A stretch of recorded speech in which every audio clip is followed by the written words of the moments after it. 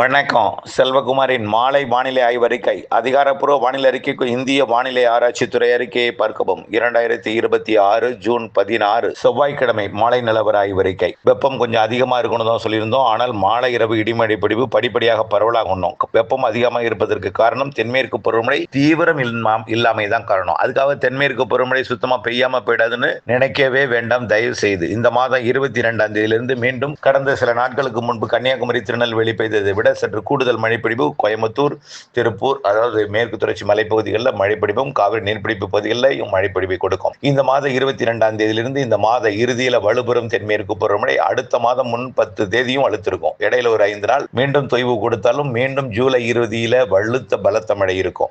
அதே போல ஆகஸ்ட்ல ஒரு 5 நாள் இடைவெளி கொடுத்து அதுல 25 நாள் வலுத்திருக்கும். ஆகவே தயவு செய்து இந்த ஆரம்ப நிலையில் இருக்கக்கூடிய இந்த உங்களுக்கு குழப்பமான அச்ச உணர்வை ஏற்படுத்தக்கூடிய வானிலையை தயவு செய்து நீங்கள் மனதில் பதித்துக் கொண்டு வேதனை அடைய வேண்டாம். தெற்காசிய பகுதிகளில் தீவிரமடைந்திருக்கக்கூடிய மழை, அதாவது அப்பொழுது தீவிரமடைந்த மழை தற்பொழுது இந்தியாவிலும் வடகிழக்கு மாநிலங்களில் தொடங்கி படிப்படியாக மத்திய இந்தியா, கிழக்கு கடலோர இந்தியா மற்றும் அரபிக் கடலோரம், பிறகு படிப்படியாக பாகிஸ்தான் எல்லையோரம் வரைக்கும் கண்டிப்பாக தீவிரமடையும். இப்பொழுது உங்களுக்கு அது கேள்விக்குறியாகத்தான் தெரியும். எவ்வளவு சொன்னாலும் உங்களுக்கு நம்பிக்கை வராது. ஆனால் அது நடக்கும் கண்டிப்பாக. எல்னினோ அந்த எல்னினோவால் தான் இந்த வெயில் என்று மனக்குழப்பம் வேண்டாம். கண்டிப்பா ஜூலை இறுதியில் தீவிரமடையும் மழை, ஜூன் இறுதியில் தீவிரமடையும் மழை, அதாவது 22ஆம் தேதிக்கு மேல் தொடங்கி இறுதி நாட்கள்ல 27, 28, 29, 30 வலுத்திருக்கும் கேரளாவில். அதே நேரத்தில் தமிழ்நாட்டிலும் வெப்பச்சலன இடிமழை பொழிவு இருக்கும். ஜூலையில் முன் 10 தேதி, பிறகு இடையில ஒரு 10 தேதி இடைவெளி கொடுத்தாலும் பிறகு இறுதி 10 தேதி வலுத்திருக்கும். ஆகஸ்ட்ல பெரும்பாலான நாள் வலுத்திருக்கும். செப்டம்பர், அக்டோபர் மிகவும் வலுத்திருக்கும் என்று ஏற்கனவே சொல்லியிருக்கிறேன். வடகிழக்கு பருவமழை மிகுதிக்கு மிகுதி அதிகம், அது நிறைய மழை தரும் என்பதையும் ஏற்கனவே சொல்லியிருக்கிறேன். தயவு செய்து இந்த ஆரம்ப நிலை உங்களுக்கு மனக்கவலை ஏற்படுத்தினாலும் தற்பொழுது எவ்வளவுதான் உங்களுக்கு ஆறுதல் கொடுக்கக்கூடிய அல்லது அறிவியல் பூர்வமான அந்த ஆதாரங்களை நிரூபித்து படிப்படியாக, அதாவது எப்பொழுதும் ஆகஸ்ட்ல தான் பருவமழையெல்லாம் வலுத்திருக்கிறது, ஆகஸ்ட்ல தான் பொழிந்திருக்கு, பல வருடங்கள்லாம் இப்படி நடந்திருக்கிறது. ஆனால் கொஞ்சம் வெயில் கூடுதலாக இருப்பதற்கான வழக்கத்துக்கு மாறாக ரொம்ப தீவிரம் குறைவாக இருக்கிற காரணத்தினால இந்த நிலை கண்டிப்பாக படிப்படியாக தீவிரமடையும். இந்த மாத இறுதி நாட்களில் இருந்து, இறுதி வாரத்தில் இருந்து இன்றைக்கே மழைப்பொழிவு பல இடங்கள் கொடுத்து கொண்டிருக்கிறது. நாளைய மறுநாள் வெப்பச்சலன இடிமழை பொழிவு தீவிரமடையும். இதனால் கொஞ்சம் வெயில் மேற்கே கூடுதலாக இருக்கும் என்று சொல்லியிருந்தோம். மேற்கேயே கூடுதலாக இருந்தால் கிழக்கையும் நல்ல ஒரு கூடுதல் வெப்பத்தை கொடுத்தாலும் மாலை இரவு இடிமழை பொழிவை பரவலாக்கும். இப்பொழுது பார்த்தீங்கன்னா மதுரை மாவட்டம் பேரையூர், விருதுநகர் மாவட்டம் சிவகாசி, அதன் சுற்றுவட்டார பகுதி, அருப்புக்கோட்டை உள்ளிட்ட விருதுநகர் மாவட்ட பகுதி, மதுரை மாவட்டத்தோட பெரும்பாலான பகுதிகள், தெற்கு பகுதி பேரையூர், திருமங்கலம், விருதுநகர் மற்றும் அதனை ஒட்டியுள்ள காரியாப்பட்டி எல்லாம் மழைப்பொழிவு தொடங்கி பெய்து கொண்டிருக்கிறது. இன்னும் தென் மாவட்டங்கள்ல ஆங்காங்கே மழைப்பொழிவையும் கொடுத்து வருகிறது. அதாவது திருநெல்வேலி மாவட்டத்தோட திருநெல்வேலி மற்றும் அப்படியே அதன் சுற்றுவட்டார பகுதியெல்லாம் மழைப்பொழிவு பொழிந்து வருகிறது. அதே போல சிவகங்கை, ராமநாதபுரம், புதுக்கோட்டை மாவட்டத்திலும் ஒரு சில இடங்களில் மழை பொழிவு. கோயம்புத்தூர் மாவட்டம் வடக்கு பகுதி அன்னூர்ல நேற்றைக்கு காற்றுடன் மழை பொழிந்தது. இன்னைக்கும் காற்றுடன் மழை பொழிவு. அந்த மழை பொழிவு வீரபாண்டி பிரிவு மற்றும் குன்னத்தூர், கீரநத்தம் பகுதிக்கு வந்தடைந்திருக்கிறது.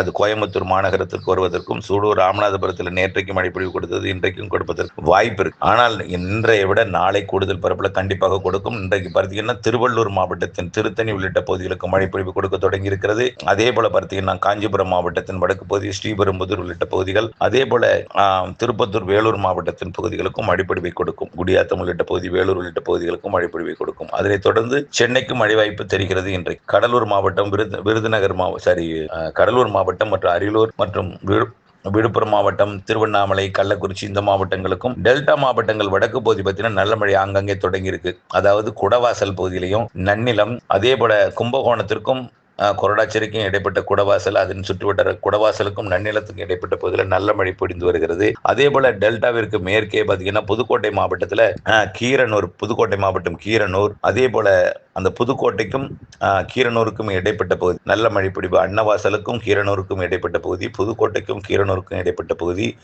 மேலும் பெரும்பாலான பகுதிகள் மழைப்பொழிவு தொடங்கி இருக்கு. இந்த மழைப்பொழிவு அப்படியே பரவலாகும், கொஞ்சம் கொஞ்சமா பரவலாகும். அந்த மழைப்பொழிவுல நாளைக்கு எப்படி, இன்னைக்கு இன்னும் நிறைய இடங்கள்ல மழைப்பொழிவு இருக்கு. நாளைக்கு எப்படி இருக்கும் என்பதை பார்ப்போம். இன்றைக்கு விட நாளை கூடுதல் பரப்பு, இன்றைய விட நாளை கூடுதல் பரப்பில் மழைப்பொழிவு கிடைக்கும்.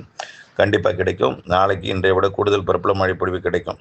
நாளைக்கு இன்றைய விட கூடுதல் பரப்பு கிடைக்கும். நாளைய மறுநாள் பெரும்பாலான மாவட்ட பகுதிகளில் இருக்கும். அதில் குறிப்பாக பல மாவட்டங்களுக்கு கனமழை பொழிவு இருக்கு. வியாழக்கிழமை மாலை இரவுல கனமழை பொழிவே இருக்கு. டெல்டா மாவட்டங்கள், வடவுள் மாவட்டங்கள், வடகடலோரம், கர்நாடகா, கேரளா, ஆந்திர எல்லையோர மாவட்டங்கள், அதாவது குறிப்பாக கர்நாடகா, ஆந்திர எல்லையோர மாவட்டங்கள், கேரள எல்லையோர மாவட்டங்கள் மற்றும் அனைத்து வடவுள் மாவட்டங்களில் பரவலான கனமழை பொழிவே தெரிகிறது. டெல்டா மாவட்டங்கள், புதுக்கோட்டை, சிவகங்கை, ராமநாதபுரம், மதுரை உள்ளிட்ட மாவட்டங்களுக்கும் நல்ல மழை தெரிகிறது. அதாவது வரக்கூடிய வியாழக்கிழமை மாலை இரவு கனமழை தெரிகிறது. வியாழக்கிழமை மாலை நாளையும் இன்றைய விட நாளை கூடுதல் பரப்பு. இப்ப நன்னிலம்லாம் மழை பொழிந்துகிட்டு இருக்கு. இன்னும் பல மாவட்டங்களில் மழை பொழிந்து கொண்டிருக்கு. இன்றைய விட நாளை கூடுதல் பரப்பு. நாளை விட வியாழக்கிழமை இன்னும் கூடுதல் பரப்புல மழை இருக்கும். வெள்ளிக்கிழமை இன்னும் கொஞ்சம் கூடுதல் பரப்புல மழை இருக்கும். தொடர்ந்து இது 22ஆம் தேதி வரை வெப்பச்சலன இடிமழை பொழிவு கொடுக்கும். அதற்கு பிறகு தென்மேற்கு பருவமழை தீவிரமடையும் பொழுது மேற்கு காற்று வரும் பொழுது கொஞ்சம் வெப்பச்சலன மழை இடி பரப்பில் குறைந்தாலும் வெப்பம் கொஞ்சம் குறையும். 22ஆம் தேதிக்கு மேல் வெப்பம் குறையும். அதற்கு பிறகு மேற்கு தொடர்ச்சி மலைப்பகுதியில் பொழிகிற மழை மேற்கு மாவட்டங்களில் கொஞ்சம் காற்றையும், அதாவது தென்மேற்கு பருவ காற்றையும் குளிர்ந்த சீதோஷனையும் கொடுக்கும் 22ஆம் தேதியிலிருந்து. அதற்கு பிறகு பார்த்தீங்கன்னா கர்நாடகா, ஆந்திர எல்லையோர மற்றும் வடவுள் மாவட்ட பகுதிகளில் பழையபடி மழை பொழிவு அதிகரிக்கும். கேரள எல்லையோர பகுதிகளில் மேற்கு தொடர்ச்சி மலை அணைகள் நீர்பிடிப்பு பகுதிகளில் படிப்படியாக மழை அதிகரிக்கும். மாத இறுதி நாளில் வலுத்திருக்கும். அதில் பாருங்க நல்ல டார்க் பிரவுன்ல போட்டிருக்கேன். அது எல்லாமே கனமழை பகுதி. மாத இறுதி நாட்கள் காட்டக்கூடியது. மாத இறுதி நாளும் ஜூலை முதல் 10 நாளும் கொடுக்கக்கூடிய மழைப்பொழிவு தான் அது படத்தில் காட்டியிருக்கிறேன். ஆகவே மழைப்பொழிவு தாமதமாக வருகை வந்தாலும் நல்ல மழைப்பொழிவு கொடுக்கும் என்பதை நீங்கள் நினைவில் கொண்டு இந்த மாத இறுதி வாரம் மற்றும் அடுத்த மாத முதல் 10 நாள் வலுத்திருக்கிறது மழை.